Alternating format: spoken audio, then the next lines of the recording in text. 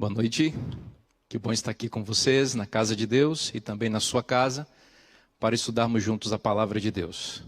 Nessa noite estamos reservando esses momentos, essas horas para estudarmos os eventos finais. Estamos vivendo momentos solenes na história da humanidade e esses momentos têm levado a igreja e a sociedade, de forma geral também, à busca do entendimento sobre o que está acontecendo. E há um despertamento para o estudo das profecias, e esta vigília é uma resposta a esta necessidade, e também se refere ao nosso próprio desejo e à nossa necessidade de buscarmos a Deus. Nesse momento, em nosso país e em muitas partes do mundo, milhares de pessoas estão infectadas com um vírus mortal e silencioso, que tem alastrado-se, levando medo às famílias e às pessoas. Como eu disse, em nosso país há muitas pessoas que se encontram infectadas, hospitalizadas, e há muitas famílias que estão enlutadas nesse momento. Eu quero me unir à oração feita aqui pelo pastor Robson, e quero, antes de começar a pregar, também orar por pessoas que se encontram, neste momento, infectadas com esse vírus, e em especial por aqueles que estão contagiados, estão hospitalizados, melhor dizendo. Especificamente quero mencionar uma pessoa muito querida por mim e por minha família, a senhora Maria Helena. Ela mora em Vitória, no Espírito Santo, ela se encontra internada no hospital. E ontem, ela está na UTI, ontem nós tivemos uma notícia que nos deixou bastante preocupados, de que ela precisaria ser entubada. E nós entramos em um pleito de oração muito grande, e os médicos disseram que ela teve uma evolução surpreendente de ontem para hoje, o que impediu que ela tivesse que ser entubada. Mesmo assim, seu estado inspira muitos cuidados. Então, eu gostaria de convidar você a se unir comigo nesse momento para orar por todas as pessoas que se encontram infectadas com esse vírus e que estão hospitalizadas em UTIs, em especial pela Maria Helena, a dona Leninha, a vovó Leninha, como a gente conhece ela lá em Vitória. Então eu quero convidar você a fechar seus olhos nesse momento onde você está. E nós vamos fazer uma oração específica por todas essas pessoas, em especial pela senhora Maria Helena. Nosso Deus e nosso Pai, mais uma vez nós clamamos a Ti pela Tua misericórdia. O mundo está com medo, porque há um inimigo oculto, silencioso, que está avançando para dentro das casas das pessoas, das famílias, e está tirando a nossa paz, a nossa saúde. Ó Deus, tenha misericórdia e coloque a Tua mão. Tu és o médico dos médicos, Tu tens a vacina, Tu tens a cura. Foi o Senhor que soprou o fôlego de vida nas narinas de Adão, que invadiu seus pulmões e fez o Teu filho respirar. Hoje, Senhor, centenas de pessoas, centenas de milhares de pessoas estão com dificuldades respiratórias. Ó Deus bendito, sopra o Teu fôlego de vida sobre essas pessoas. Purifica os pulmões infectados. Em especial, eu coloco em Tuas mãos a querida vovó Leninha. Visita a vovó Leninha agora no hospital. Ó Deus, traz a cura sobre ela. Não só sobre ela, mas sobre todos aqueles que se encontram hospitalizados e que são seus filhos e que clamam e que creem no Teu poder, no poder do Senhor como médico dos médicos. Agora também, ao abrirmos a Tua palavra, suplicamos que fales uma vez mais poderosamente ao nosso coração. Em nome de Jesus. Amém. O tema que eu estou responsável por falar é sacudidura. Em termos introdutórios, quero dizer para você que essa é uma expressão que se refere ao fato de que Deus vai sacudir seu povo para purificar seu povo, lançando fora de dentro do seu povo aquelas pessoas que não têm uma fé genuína e verdadeira e que de alguma forma estão entre o povo de Deus, mas que não são do povo de Deus. A sacudidura é uma expressão que vem da imagem, ou é uma figura de linguagem que vem da ideia agrícola, da cultura agrícola. Quando o agricultor coloca o grão na peneira e juntamente com o grão, a palha e a coisas que são vãs ou são vis e que não podem ser utilizadas. Então o agricultor sacode a peneira para que aquilo que não é grão não permaneça. E a partir dessa imagem, dessa figura de linguagem, nós temos o conceito da sacudidura, que é o ato de Deus retirar a palha do meio de seu povo. O livro Eventos Finais lista pelo menos 6 motivos que causam a sacudidura no povo de Deus. 6 instrumentos que Deus permite e usa para que seu povo seja sacudido, de modo que fique apenas aquilo que é puro, aquilo que ele poderá usar com poder no contexto dos eventos finais. Os 6 motivos são, primeiro, a perseguição. A perseguição contra o povo de Deus faz com que muitas pessoas que não são genuinamente cristãs sejam retiradas de dentro do povo de Deus. O segundo motivo, a superficialidade na fé.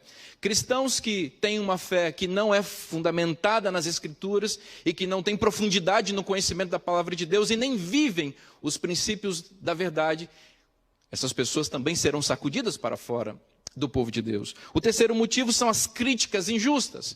O povo de Deus, ao longo da história, vem sofrendo críticas injustas e mentirosas, e muitas pessoas que não conhecem com profundidade a fé e a doutrina, ao perceber essas críticas avançarem contra o povo de Deus, se sentem envergonhadas, se sentem frustradas e acabam abandonando a fé, deixando na igreja apenas aqueles que conhecem profundamente a doutrina e a fé e que vivem essa doutrina.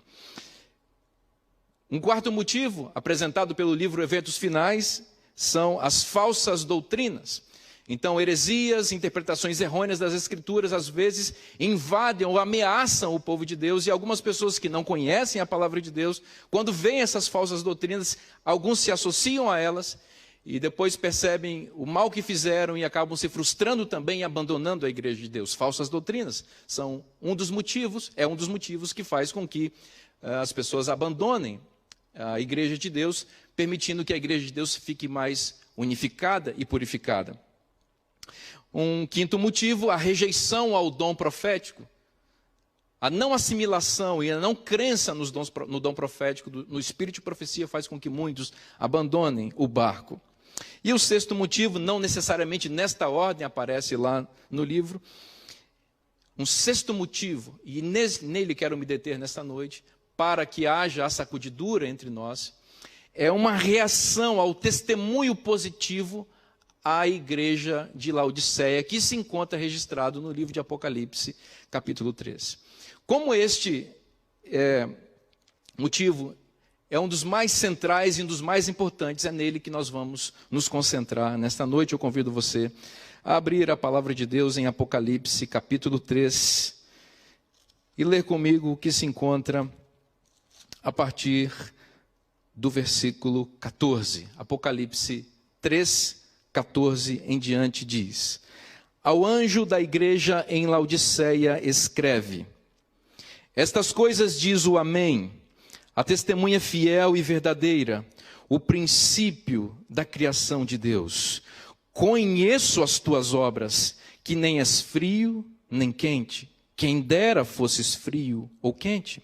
Assim, porque és morno e nem és quente nem frio, estou a ponto de vomitar-te da minha boca. Pois dizes, estou rico e abastado, e não preciso de coisa alguma, e nem sabes que tu és infeliz, sim, miserável, pobre, cego e nu. Aconselho-te que de mim compres ouro refinado pelo fogo para te enriqueceres, vestiduras brancas para te vestires, a fim de que não seja manifesta a vergonha da tua nudez, e colírio para ungires os olhos, a fim de que vejas. Eu repreendo e disciplino a quantos amo, sê pois zeloso e arrepende-te. Eis que estou à porta e bato. Se alguém ouvir a minha voz e abrir a porta, entrarei em sua casa e cearei com ele, e ele comigo. Ao vencedor dar-lhe-ei sentar-se comigo no meu trono, assim como também eu venci e me sentei com meu Pai no seu trono. Quem tem ouvidos, ouça o que o Espírito diz às igrejas. Esta é a palavra do Senhor.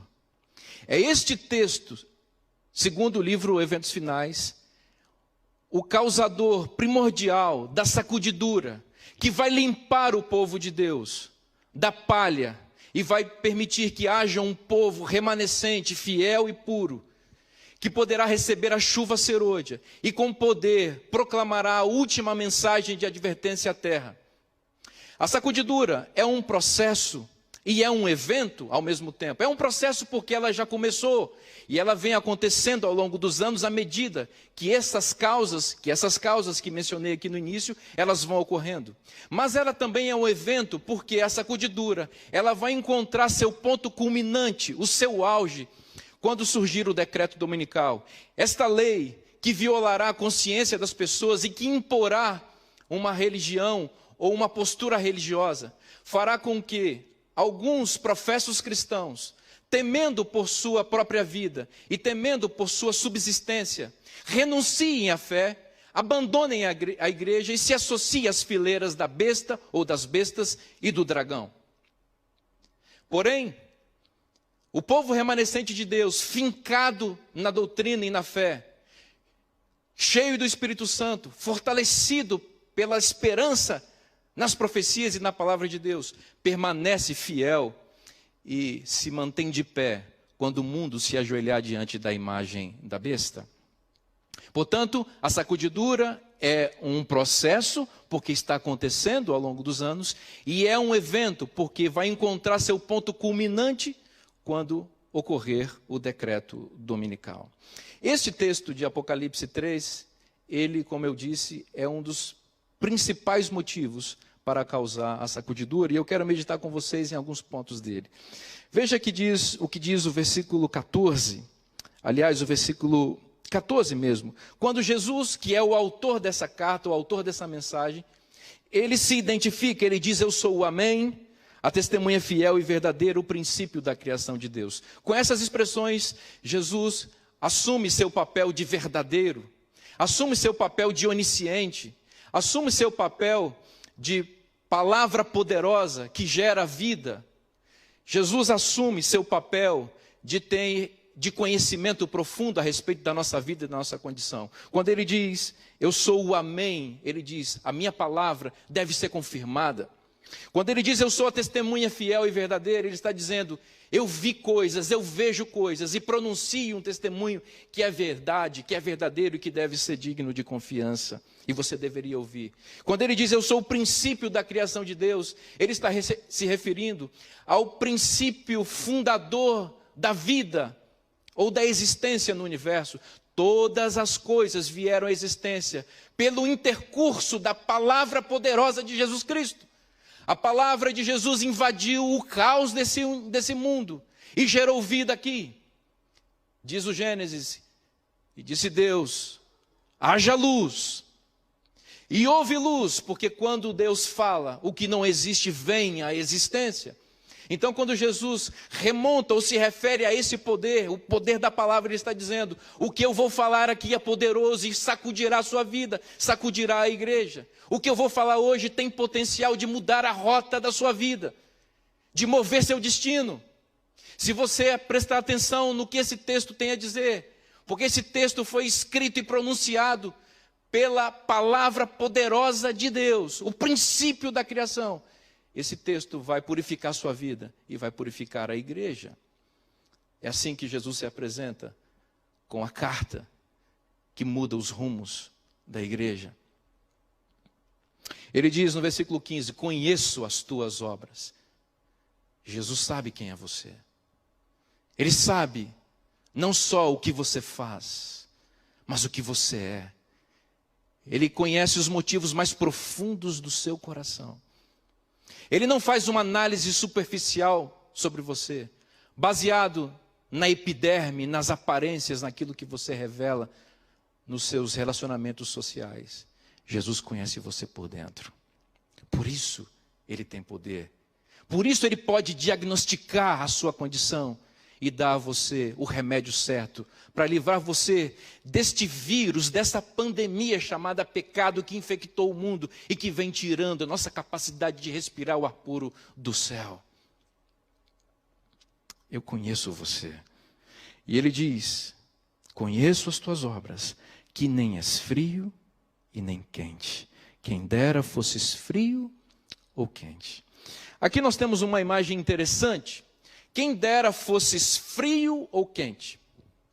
Esta imagem aqui, ela é retirada do contexto geográfico da cidade de Laodiceia. Laodiceia era uma cidade rica, poderosa, porém ela tinha um problema estrutural básico. Laodiceia foi construída num local que não havia fonte de águas. Os ricos e poderosos laodiceanos, então, propuseram uma estratégia para abastecimento de água na cidade. Havia duas cidades próximas, Hierápolis e Colossos. Dessas cidades, então, Laodiceia captava a água que abastecia toda a sua população. Então, eles produziram sofisticados sistemas de dutos que colhiam as águas nas duas cidades vizinhas, de modo que a água pudesse chegar até a cidade de Laodiceia.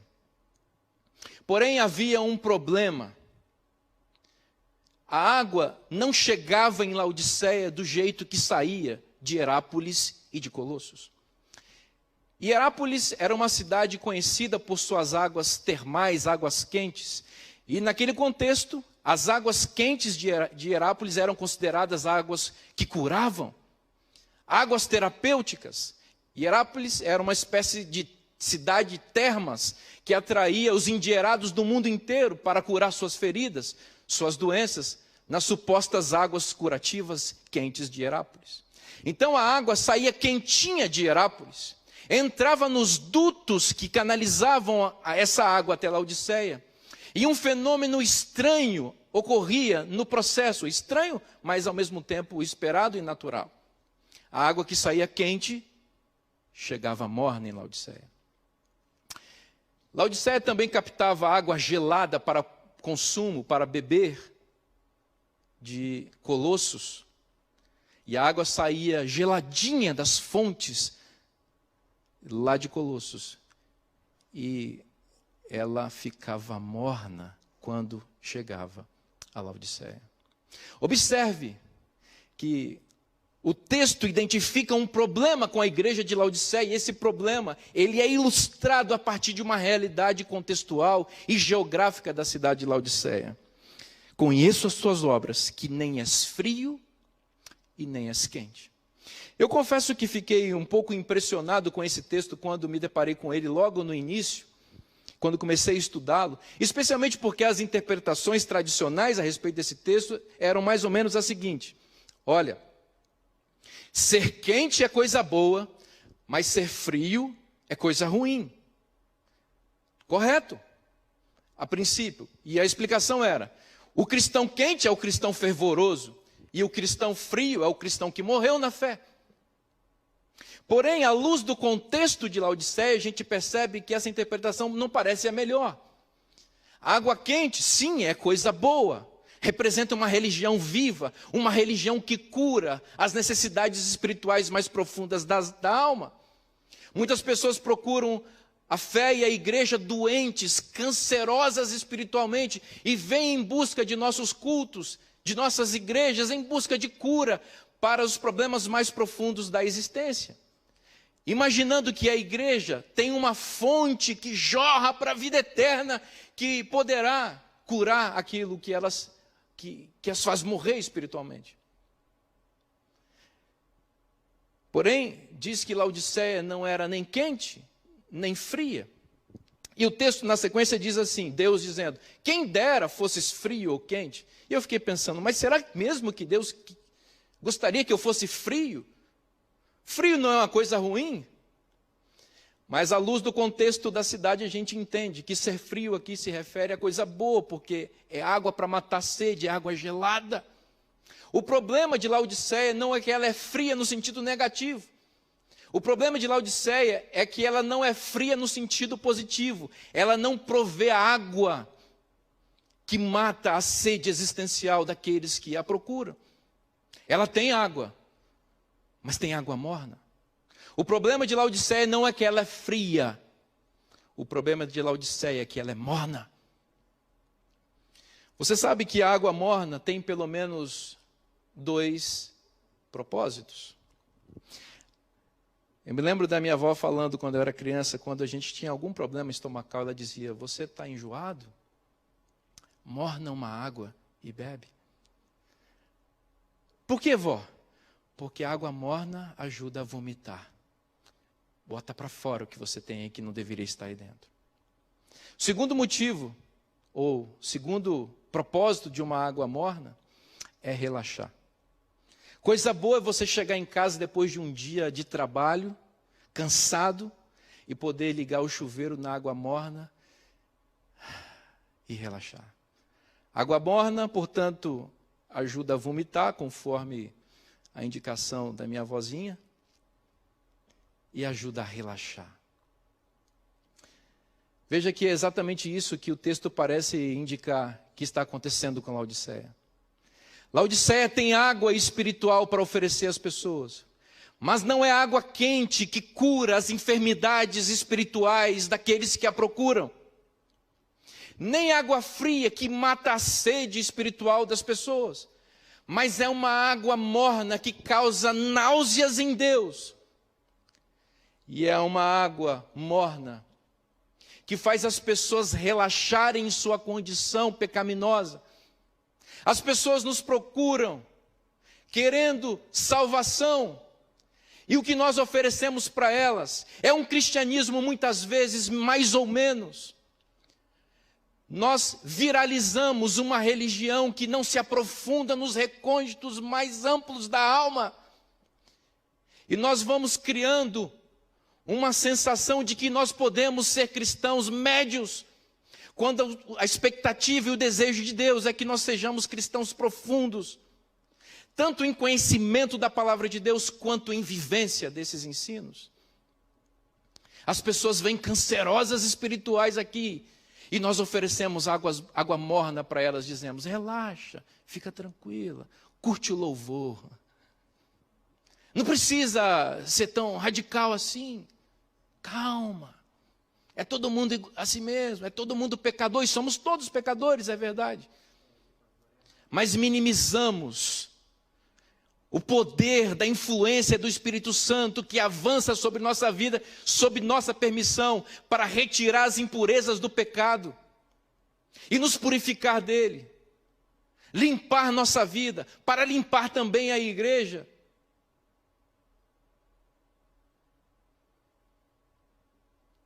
Relaxa. Essa água morna faz com que muitos de nós estejamos relaxados na fé. E essa mesma água morna está dando náuseas em Deus. Por isso ele diz: estou a ponto de vomitar-te da minha boca. Você entende?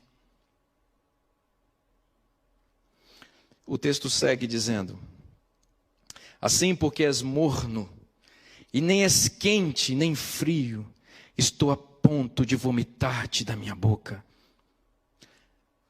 Em que consiste a mornidão laodiceana? O texto explica no versículo seguinte, 17: pois dizes, estou rico e abastado, e não preciso de coisa alguma, e nem sabes que tu és infeliz, sim, miserável, pobre, cego e nu. Eu quero destacar a expressão, pois dizes. Veja, Jesus está diagnosticando o problema da igreja, o meu problema, o seu problema. Você é morno. E o que é ser morno? Ele explica. Ser morno é dizer uma coisa e ser outra. Ser morno é professar algo que não encontra sentido na realidade do que você é de fato. Observe de novo o texto com atenção, versículo 17. Por que você é morno? Pois dizes, estou rico e abastado. Coisa feia é alguém dizer que é uma coisa que não é, ostentar uma posição que não tem. Coisa feia é alguém teatralizar no palco da vida e da fé. É aparentar ser o que não é. Esta é a mornidão que enoja Deus e que relaxa as pessoas na sua condição pecaminosa. É quando nós dissemos que somos o que não somos. Observem que esse é um retrato lamentavelmente fidedigno da nossa condição. Deus levantou esse movimento para ser um mensageiro profético para a humanidade. O Espírito Santo esteve guiando os pioneiros dessa denominação em tudo que fizeram.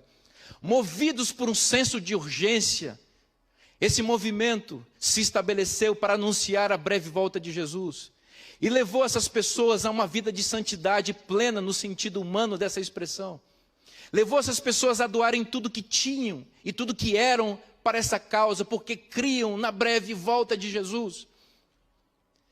Naquele momento, a igreja era água quente para saciar as feridas e água gelada para matar a sede. Não havia relaxamento, não havia mornidão, havia espírito de missão, havia espírito de santidade, e esse espírito se desenvolvia entre os novos conversos. À medida que os anos passam, a água quente e a água fria vai se tornando morna. E aquela água que saiu quentinha das fontes pioneiras dessa denominação, parecem que hoje escoam pelos dutos da nossa vida, como água morna. Não há mais o mesmo zelo missionário entre nós. Não há mais a mesma preocupação com a nossa vida, com o nosso comportamento e com a santidade. Parece que nem mesmo uma pandemia avassaladora como essa tem capacidade de despertar alguns do sono que estão dormindo. Continuam aprofundados em seus entretenimentos fúteis. Assistem todo tipo de lixo na internet e na televisão, como se nada tivesse acontecendo.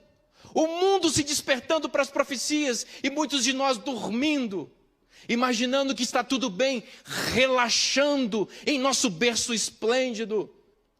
Água morna que enoja a Deus e que logo, logo não vai mais relaxar ninguém. Pois dizes, estou rico e abastado. Esta igreja tem a preciosidade do dom profético, que foi um presente que Deus nos legou. Nós temos esses livros, eles orientam a igreja, eles lançam luz para a interpretação do texto sagrado, não substituem a Bíblia em hipótese alguma, mas nos ajudam a entendê-la. Nos dão um norte, apresentam um GPS profético mais atualizado. Nós temos e ostentamos, mas não lemos e não vivemos. Esta igreja tem uma mensagem de saúde maravilhosa que tem curado a vida e a saúde de milhares de pessoas ao longo dos anos. Nós temos essa mensagem. Temos clínicas, temos hospitais. Mas o que adianta ter clínicas e hospitais e uma mensagem teórica que não alcança a nossa vida nem a nossa família? O que adianta nós dizermos, nós temos essa mensagem e não vivermos essa mensagem? Essa igreja tem um profundo conhecimento na área educacional. Livros maravilhosos foram escritos e ainda são escritos. Essa igreja tem uma rede escolar mundial que tem abençoado milhares de pessoas e milhares de famílias. Mas o que adianta essa igreja ter isso e eu não aplicar esses princípios de educação na minha vida e na minha família? Não adianta eu ostentar, nós temos, se eu não vivo. Esta igreja tem emissoras de televisão que pregam o evangelho eterno 24 horas por dia, casas publicadoras que imprimem mensagens de esperança que alcançam os milhares. Livros missionários são distribuídos aos milhões, anos após ano. O que adianta termos uma emissora que prega o evangelho 24 horas por dia e casas publicadoras que imprimem esperança para milhões de pessoas, se eu mesmo não sou atingido por essa mensagem e não sou também um mensageiro desta mensagem? Isso é dizer que é e não ser. Isso é ostentar uma coisa que nós não temos condição de praticar. Isso é contradição, isso é incoerência, isso é enojante para Deus. Você entende o que é o espírito laodiceano? É dizer uma coisa e ser outra. É falar que é e não ser. Pois dizes, estou rico e abastado. Meu nome está no livro da igreja. Estou salvo. Estou rico. Meu nome está no livro. Faço parte do povo remanescente. Não adianta você ter uma relação formal com a igreja. Isso não vai salvar você. Isso está anestesiando você. É preciso que a sua relação com Deus avance para os níveis formais e se aprofunde numa experiência real e verdadeira e poderosa na fé. Uma fé que se sustente mesmo quando as igrejas não podem ser abertas. Quando o pastor não pode mais tutelar a sua fé, que não pode mais ler a Bíblia para você porque você mesmo não lê. É nesses momentos que uma fé genuína aparece, em que o verdadeiro povo de Deus brota. Um povo de Deus que é fiel, sem que ninguém precise estimular você à fidelidade, porque você está debaixo da influência do Espírito Santo. Você entende o que é ser cristão de verdade? O que é permanecer na peneira e como se faz para permanecer na peneira? Pois dizes, estou rico e abastado, e não sabes que tu és infeliz, sim, miserável, pobre, cego e nu.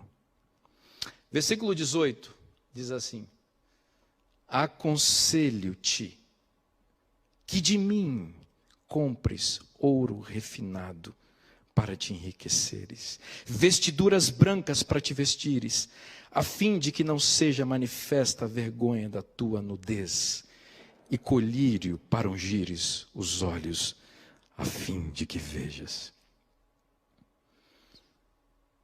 Aconselho-te que compres ouro refinado.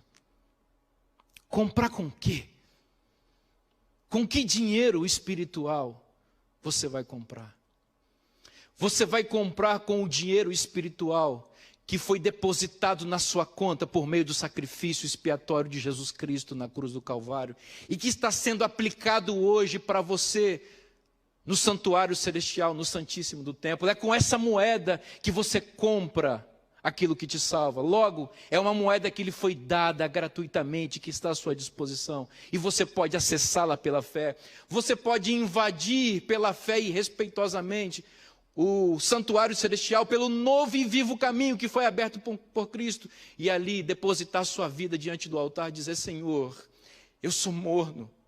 Por favor, sacia a minha vida com a água fria da tua justiça. Faz jorrar em mim uma fonte para a vida eterna. E, Senhor, sacia a minha sede e cura as minhas feridas espirituais, para que eu também seja um instrumento em tuas mãos, para saciar a sede das pessoas e curar as doenças espirituais que elas têm. O versículo 19 diz: eu repreendo e disciplino a quantos amo. Sê, pois, zeloso e arrepende-te. Eu repreendo e disciplino. Não é porque eu sou sádico, diz o Senhor. Não é porque eu gosto de ver você sofrer. Eu faço isso pelo contrário. Porque a minha repreensão é o único meio que você tem de salvação. Eu repreendo e disciplino você porque eu amo você. Eu vejo um pai amoroso compartilhando um recado de salvação para filhos rebeldes. Eu amo você. Eu quero salvar você. Eu morri por você. E eu não posso permitir que você continue nessa situação. Muda de vida. Ele diz: sê, pois, zeloso e arrepende-te. Arrependimento, meu querido amigo, minha querida amiga, é a palavra que resume a pregação evangélica de Gênesis a Apocalipse. arrependimento. Arrependa-se, arrependa-se, arrependa-se. De quê? Eu poderia fazer uma lista extensa de pecados que nós cometemos aqui. Poderia aqui chamar o pecado pelo nome, como se diz, para tentar alcançar você especificamente. Mas eu não vou fazer isso. Eu vou falar uma coisa que eu tenho certeza da qual você precisa se arrepender. Um pecado que acompanha você há muito tempo e que, se você não se desvencilhar dele, ele vai levar você para a perdição eterna. Ele vai sacudir você para fora da peneira da fé. Ele vai retirar você da lista dos santos e vai colocar você nas fileiras das bestas e do dragão, e vai colocar você de joelhos diante da imagem da besta, que em breve será erigida com o decreto dominical. Sabe que pecado é esse? O seu pecado de estimação. Pecado acariciado. O pecado que te acompanha e você não larga por nada. Este pecado que inclusive está te acompanhando em tempos de quarentena. Este pecado que nem o medo que assola a humanidade, que nem o perfil altamente escatológico do momento em que a gente vive, consegue desvencilhar você dele. É aquele pecado que tenazmente te assedia, como diz o apóstolo em Hebreus capítulo 12. A expressão tenazmente se refere a cola tenaz. É esse araldite do inferno que se agregou a você e que não solta, esse superbonde maligno que te acompanha por onde você vai, que te assedia tenazmente. É desse pecado que você precisa se arrepender. É pelo poder de Deus que você consegue. É colocando essa causa diante do altar de Deus. É suplicando a misericórdia do Senhor.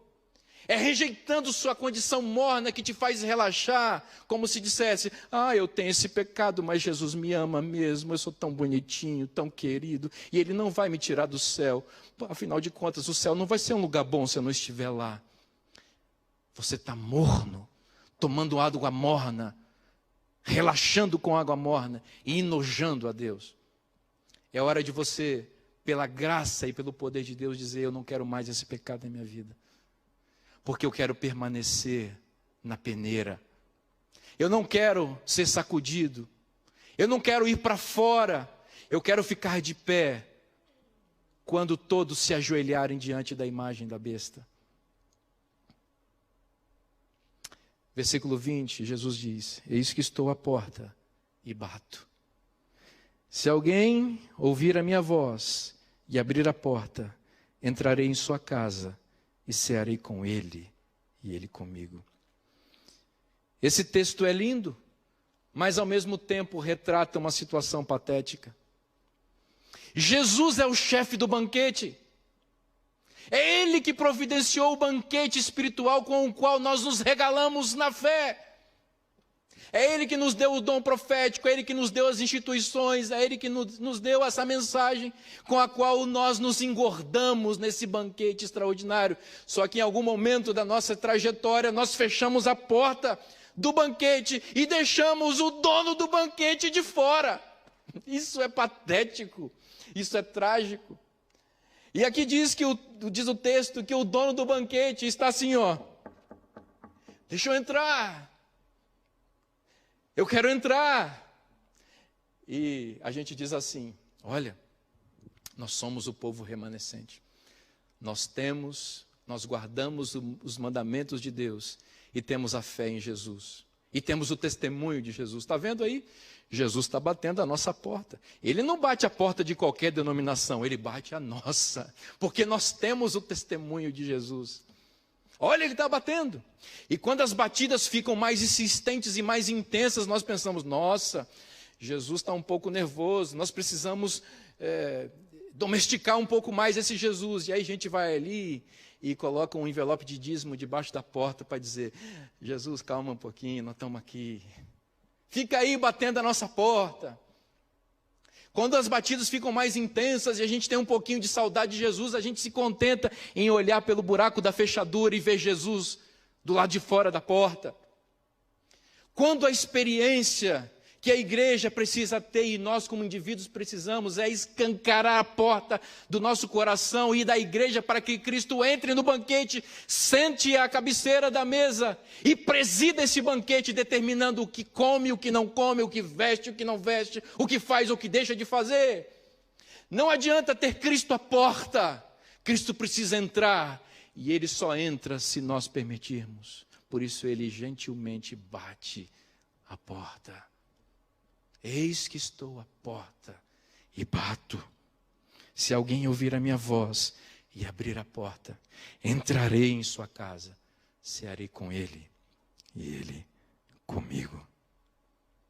Ao vencedor, dar-lhe-ei sentar-se comigo no meu trono. Assim como também eu venci e me sentei com meu Pai no seu trono. Quem tem ouvidos, ouça o que o Espírito diz às igrejas. Esta é a mensagem que sacode a igreja. Esta é a mensagem que tem o poder, Apocalipse capítulo 3, versículo 14 em diante. É a mensagem que, de acordo com a revelação, tem o poder de lançar para fora a palha e de manter um remanescente fiel dentro da peneira de Deus. Segundo o livro Eventos Finais, esta mensagem produz duas coisas. Primeira, ela endurece o coração de alguns no erro e na sua condição. E essa é uma condição trágica, resultado trágico dessa mensagem. Mas um segundo efeito é produzido na vida de outras pessoas. Esta mensagem leva os sinceros ao arrependimento. Ouvem o testemunho fiel. Permitem que o Espírito Santo transforme e purifique sua vida. Permitem que o pecado acariciado seja abandonado. Deixam Deus intervir diretamente, sentando-se na cadeira principal do banquete. Essas pessoas permanecem na peneira e permanecerão de pé quando todos se ajoelharem diante da imagem da besta. Para concluir, eu vou fazer uma pergunta para você. Qual o efeito que essa mensagem hoje teve sobre sua vida? Ela endureceu seu coração? Ela deixou ainda mais gélido ou mais morno, para ser fiel à metáfora, a sua mais morna a sua condição? Qual o efeito que essa mensagem produziu em você? Ela sacudiu sua vida?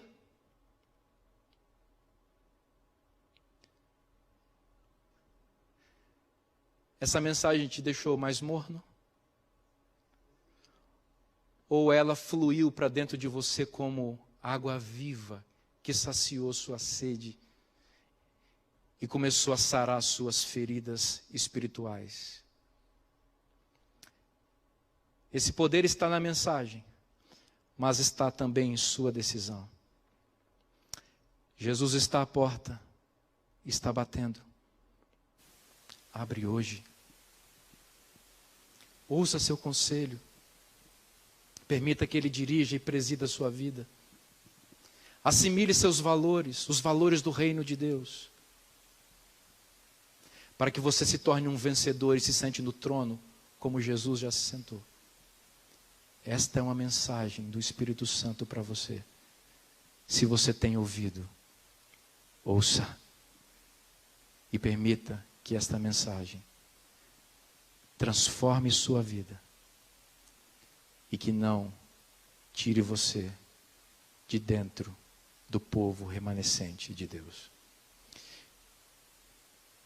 Se você deseja permanecer fiel e não ser sacudido para fora, e ouviu essa mensagem como um antídoto divino para a sua condição espiritual, convido você, onde você está, a fechar seus olhos e levar um clamor ao nosso Deus.